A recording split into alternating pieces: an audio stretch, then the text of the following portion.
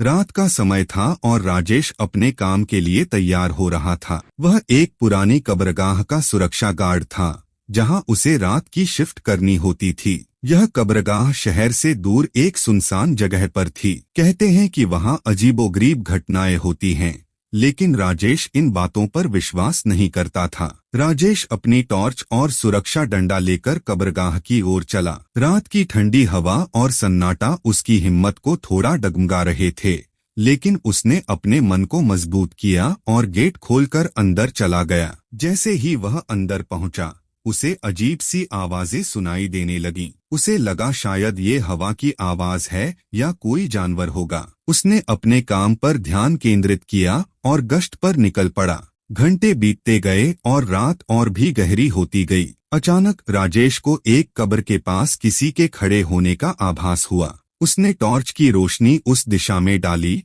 लेकिन वहां कोई नहीं था। उसकी धड़कन तेज हो गई और उसने अपने मन को समझाया कि यह सिर्फ उसका वहम है। लेकिन जैसे ही वह आगे बढ़ा, उसे फिर से किसी की आहट सुनाई दी। इस बार आवाज साफ थी, जैसे कोई उसके पीछे पीछे चल रहा हो। राजेश ने पीछे मुड़कर देखा, लेकिन वहां कोई नहीं था। राजेश का मन अब डर से भरने लगा था। उसने सोचा कि शायद यहाँ सच में कुछ अजीब हो रहा है। तभी उसे एक बूढ़ी औरत की आवाज सुनाई दी, मेरी मदद करो, मुझे न्याय चाहिए। राजेश ने चारों तरफ देखा, लेकिन उसे कोई दिखाई नहीं दिया। उसने हिम्मत जुटाकर पूछा, कौन हो तुम और क्या चाहती हो? आवाज फिर से आई, मैं इस कब्रगाह में दफन हूँ। मेरे साथ अन्याय हुआ है, मुझे न्याय दिलाओ। राजेश ने महसूस किया कि वह आत्मा किसी सच्चाई की ओर इशारा कर रही है। उसने उस आत्मा से बात की और जानने की कोशिश की कि आखिर क्या हुआ था। आत्मा ने बताया कि कई साल पहले